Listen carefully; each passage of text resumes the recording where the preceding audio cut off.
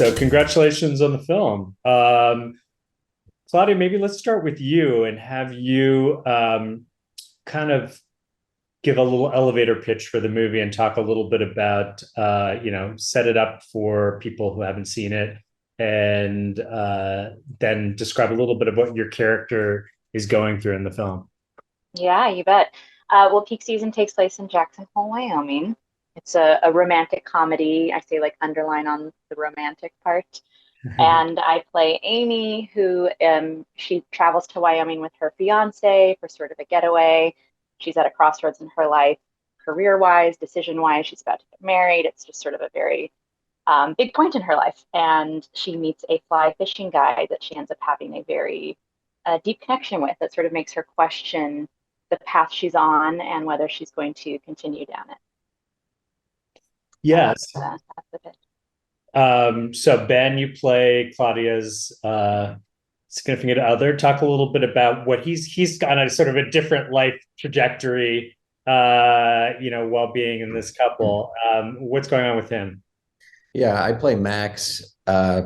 Amy is my fiance, and Max is very work driven. Some might say workaholic. He's in love with his fiance, but he doesn't always stop to smell the roses, and he's just he gets kind of starts drowning in work while he's over on this vacation, which creates a little distance between he and Amy and allows for her to develop some kind of connection with someone else, because he's a very distracted guy, I guess is one way to put it, but he means very well.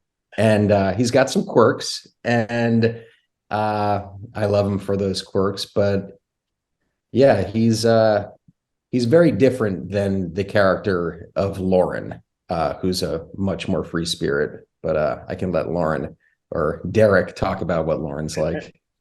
Okay, Derek, why don't you jump in and talk about your character and how he sort of fits into this love triangle? Yeah.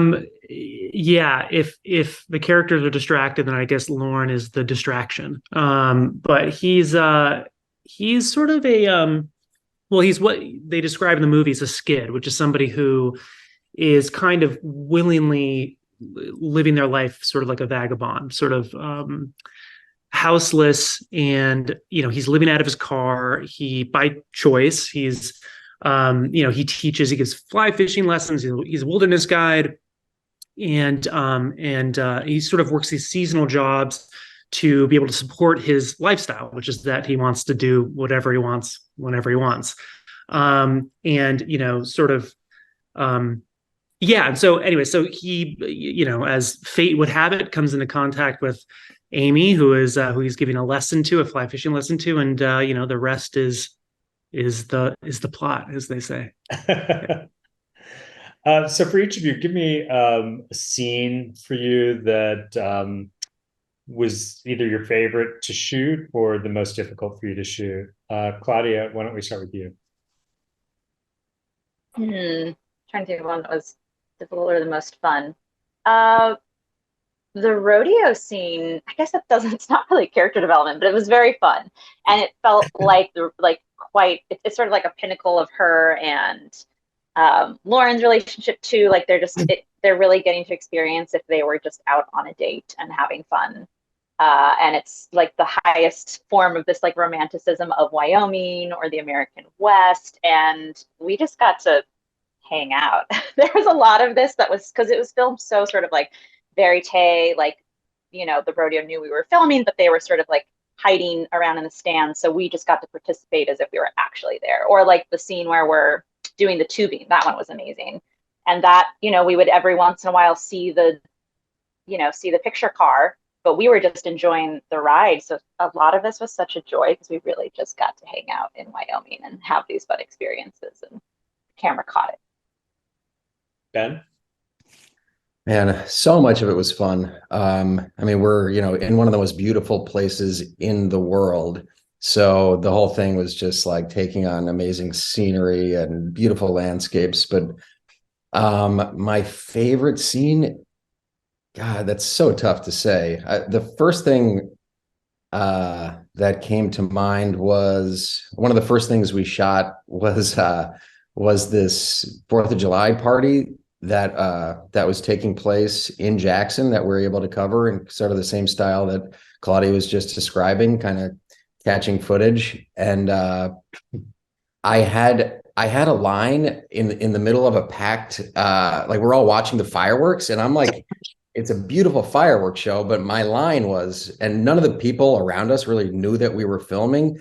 So maybe 100 times I had to say, wow, this is pretty impressive for a small town fireworks show.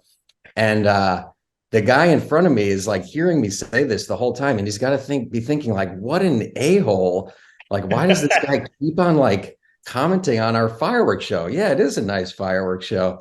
That's just something that comes to mind. But also, second to that, being able to like play, we shot a scene with Fred Melamed and Stephanie Courtney, who are two awesome, hilarious actors, and getting to, play around and improvise with them and shoot that scene was just so much fun for me. Derek? Yeah, I mean, sort of seconding Ben on that. I wasn't actually in the scene with Fred and Stephanie, but I was there when we were filming it, and that was a ton of fun. My door is the wind is about to shut my door. But yeah, that was fun. Also, I have to say that for me, I think it's funny because I was probably looking forward to the tubing scene the least, just because I'm a big baby, and I was like, I'm very different from my character, and then I thought that the water would be super cold, and I was like, it was kind of like a cool day, and I was like, this is not, it's like an hour long commitment to like tour or tube down this river. And I was like asking Henry and Steve, the directors, I'm like, so is this like dangerous? Are we gonna like, what's gonna happen here? And they're like, oh, no, just go for it, it'll be fine.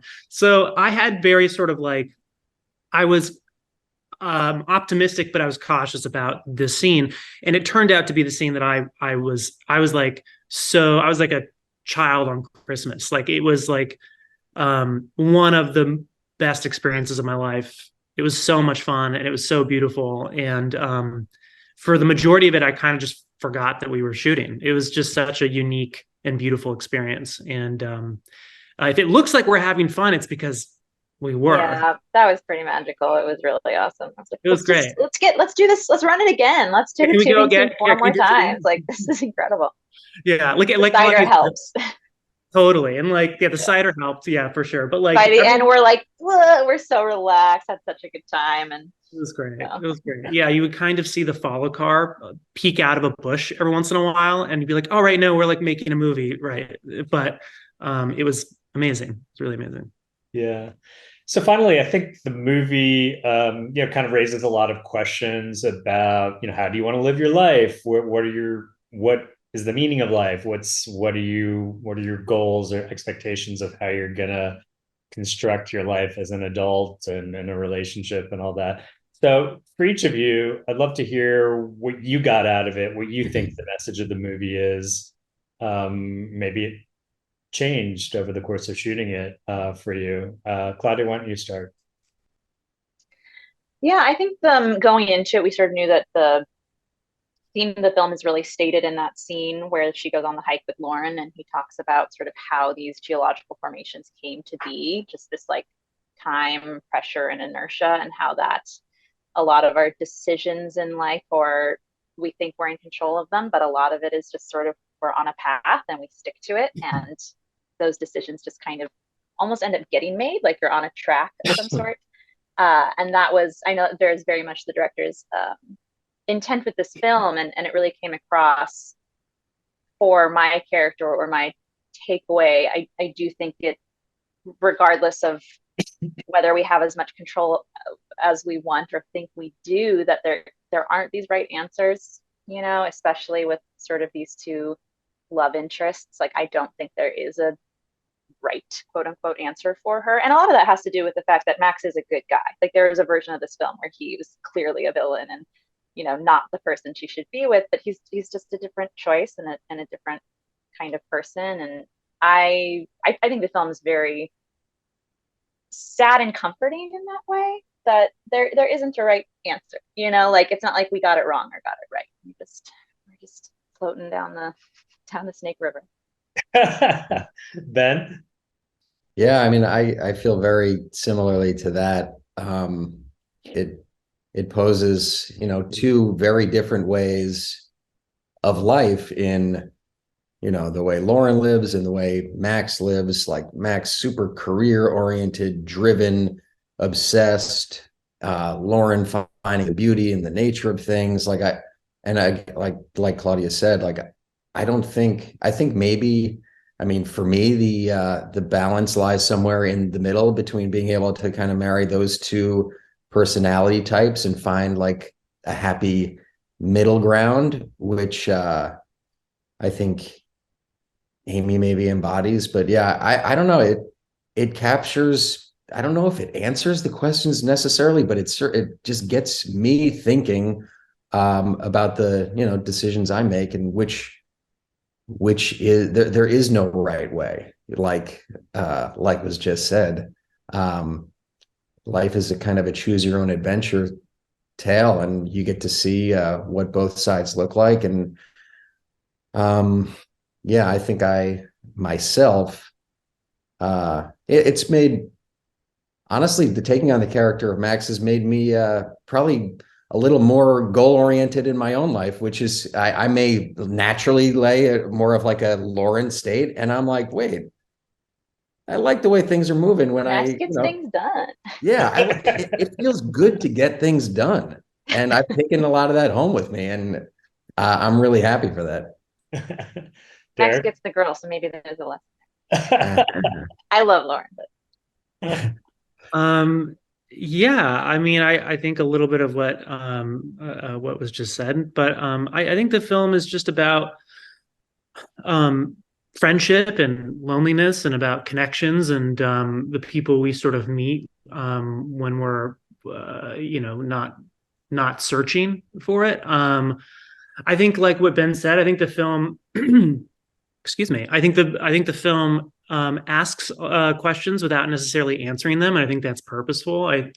I think that Steve and Henry are really smart filmmakers, and I'm just gonna reach into the bag of pretense right now, but there's a director, and I'll just say who it is, whatever. Paul Schrader has a great quote, which is like, and I think Steve and Henry and I were sort of saying this to one another at various points during the making of this movie, but the best movies, the best movies, let me see, I'm not going to butcher this. Hold on a second. The best movies happen after the audience leaves the theater, right? So I think that's really true with some of my favorite movies, and it's definitely true with this film. I think like what you sort of, however you want to think about it and however you want to process it, I think that's the beauty of storytelling and the beauty of this movie. Oh, well, that's a lovely note to end on. Thanks for the pretense. Sure, you're welcome anytime. Yeah, we always love a little pretense in there. Of course. Thanks for watching the You Interview channel. With over 3,000 original celebrity videos, we have one of the largest collections of celebrity interviews anywhere. So remember to like and comment on our videos and subscribe to the channel. If you want to get more involved, you can become a member of the channel. Membership has its perks. You can see exclusive celebrity videos and get the opportunity to ask our celebrity guests questions. We can't wait to hear from you.